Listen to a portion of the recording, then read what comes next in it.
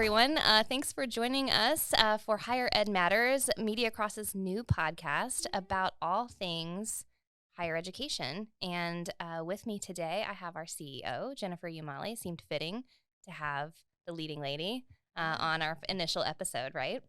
All the leading ladies on our initial episode, for sure. Yeah, and we decided that we would start this podcast as a new kind of avenue to put our thoughts and ideas out there in the world. We had a webinar series last year. That was it 2 years ago? Gosh, pandemic time frame.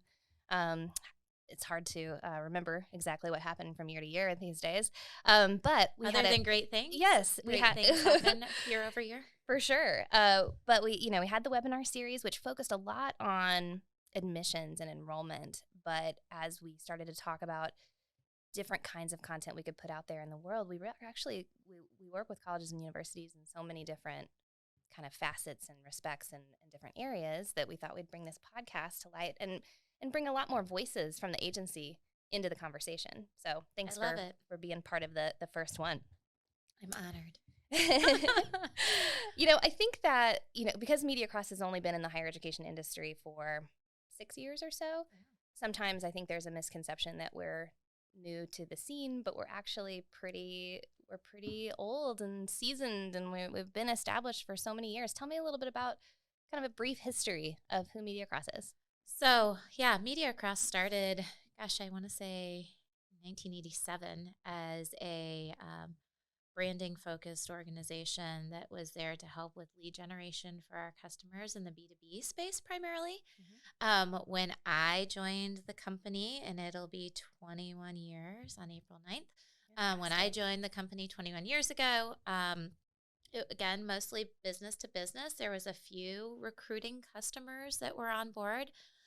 One was the state of California, and they needed help recruiting teachers to the state from other areas of the country to meet a teacher shortage.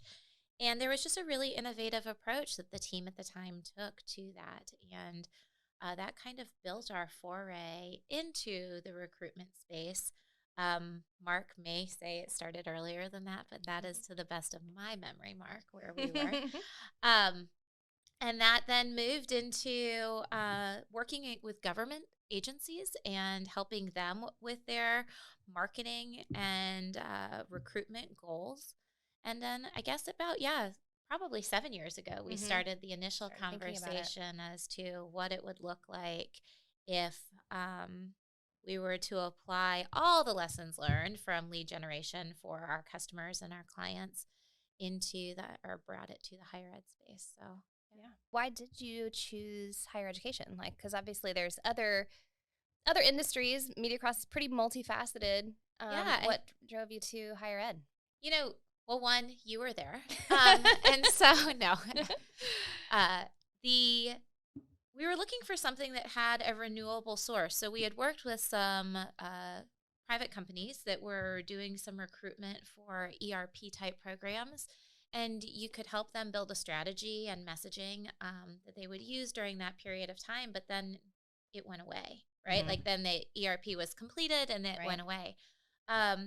So we also had been working with the Navy contract in recruiting high school and college age students. So it felt like there was a little bit of a natural connection there. Mm-hmm. And when you and I started the conversations, I think we were like, well, how do we merge these two? And it just felt like there was the potential for year over year to bring better solutions and help clients generate the kind of leads that brought them closer to the candidate and really was also doing that work that matters, right? There's a lot of business you can pursue in the marketing and advertising space that is wonderful, but is it really making a daily impact on the communities that the customers or clients are based in? And yeah. Absolutely. Higher education definitely fits the work that matters kind of mindset.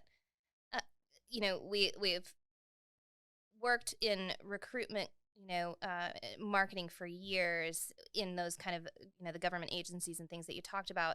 But we still have a very long-standing relationship with Military Sealift Command. Can you talk a little bit about what we do with that client and kind of how it yeah, I feel like there's many kind of parallels with how we manage the full recruitment cycle for military Sealift Command and how we kind of plug into existing cycles for our higher education clients. Absolutely. So, Military Sealift Command is a department of the Navy. They hire merchant mariners to sail on USNS ships in support of the naval fleet, or actually all branches of the service. And so those positions are really varied. And there are, when I say varied, they're varied by the position or skill set we specifically recruit for. They're also varied by age. It is a national recruitment campaign. So we're working in different territories all over the country. And like you said, we go full cycle. So we help them with their brand, with their employer brand, recruiting into the organization. We have a team of people that receive the applications, process them, and then we onboard them as well. So we go through all of the components, and we built websites and advertising campaigns and radio spots, as well as then specific strategies to niche in to find harder to fill positions for them. And so similar to what we are doing in the higher ed space is that we also have the ability to do a national scope. We have the ability to do research to help them identify where their shortfalls and comings are, as well as then the fun part of advertising, right? The creative that supports the messaging and the hierarchy of messages there. We can go super niche, right? What our favorite example is DePaul and the dramaturgy, which I'm surprised that I even just said that word correctly. And so we have similar really hard to fill positions like that for MSc as well. So there's a lot of similarities, but there's just a lot of also challenges that feed, right? You accomplish one challenge for a higher ed client, and that can affect a strategy that we bring to MSc and vice versa. And so it's nice to have a baseline that's out of the higher ed space, but still has so many similarities. Yeah, I think that it brings, it brings another perspective when, certainly a lot of the work that is done here in the St. Louis headquarters is focused on higher ed, but everybody has exposure to what is happening with Military Sealift Command. And I think that when I first, kind of came back to MediaCross, 6+ years ago, I think that the ability to think super critically about a client's challenge and their audience and the ability to be like hyper niche and like take the time, because I think that, in my career, other vendors might, just be very templated and cookie cutter in what they're providing to colleges and universities. And we've never really approached it that way. Like, we've been very intentional and really good at, I think that we've kind of carved ourselves a little bit of our own niche about niche, right? Niche marketing, through, with Military Sealift Command, obviously a lot of our clients have these super niche audiences or programs, and they also don't have a lot of money, and so the way that we can help is by taking that niche approach, that we can say, okay, well, we're not going to, be able to do that national buy or these, big sweeping kind of brand awareness. But if we can find people for Military Sealift Command jobs that require very specific credentials, they have to also be willing to go to sea for 9+ months? Over the course of a year, yeah. Sure. So they have to be a very specific kind of person looking for a very specific kind of job. And, really the higher education kind of recruitment cycle is not all that different. No, they are very similar, and it is a lot of fun. And it's funny that you just said like smaller clients, because you hear me say the U.S. Navy and you think, oh gosh, the military puts millions of dollars behind their advertising campaign, and that's totally not the case with MSc. Right. They really have limited budgets, and we have to figure out how to stretch that dollar to deliver the best bang. The other thing that I really think is very similar is that we are responsible for analyzing the data, right? We do that on MSc in and out, whether it's demographic data or geographic data or what's even happening industry-wide, to build the strategies. And we apply that same approach a lot to our clients and customers on the higher ed side. We like beg for their enrollment data so that we can mine in and understand, even if it's not a problem that we've been hired to solve for them. Like that really goes back to our history, like where this whole conversation started is like delivering results was always one of the founding principles of the organization. Is we didn't want to just do great creative. We wanted to really deliver results that affected a change to that customer's and client's bottom line. So yeah, and back to the history, because this is often a question that we get asked when we speak to kind of new clients or even current clients or even people that we bring into our agency, right? Like new employees. Where did the name MediaCross come from? So I've been around a really long time, but I was not here when the company was named. But the way it has always been explained to me is that at that point in time, and I want to say that it was late 90s perhaps, there were all of these changes happening in the marketing industry and all of these different forms of media that were available. And so MediaCross symbolizes this cross-platform of media that is used to help solve a client's problem and deliver the results that they need. Yeah, I think that, I like it because it feels a little retro in a way. Yeah.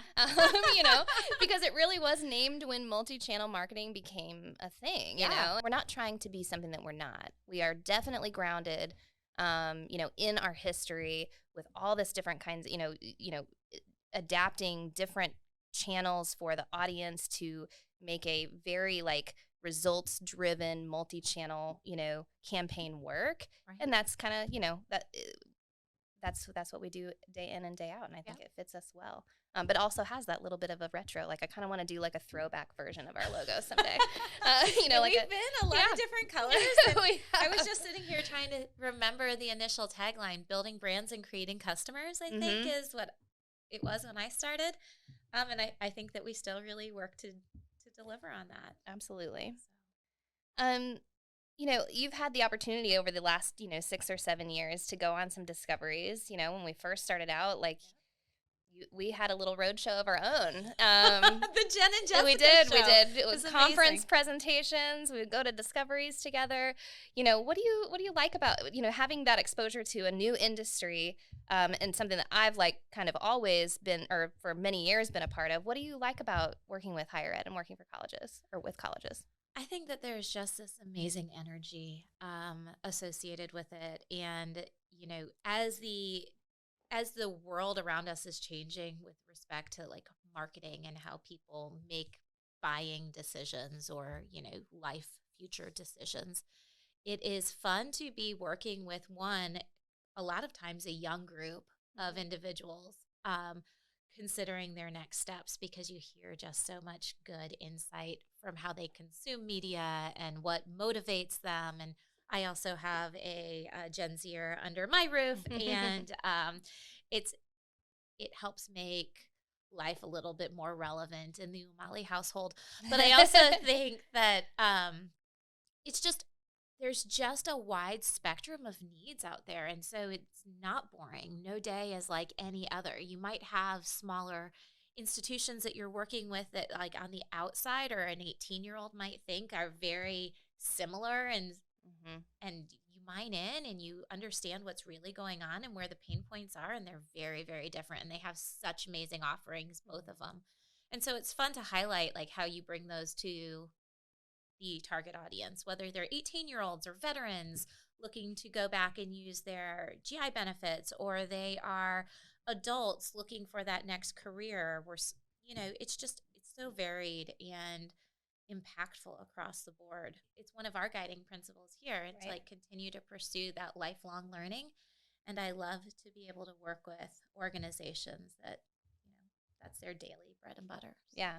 One of my favorite, parts about working with higher education, and, I've also worked on the college and university side, so kind of felt it myself, but I love that, that the people that work for and colleges and universities have this intrinsic pride in the organization that they work for, which is a little bit different than if we were working with more corporate clients, Right. right? Like certainly there's loyalty to your employer at some level, but not to the depth of college, like a pride in your university and like the personal investment that college and university staff members kind of have in the success of their students and therefore the success of the college. Absolutely. And willing to put the skin in the game, right? We've been able to deliver really fun products, whether it's digital advertising or digital view books or awesome customized mailers or acceptance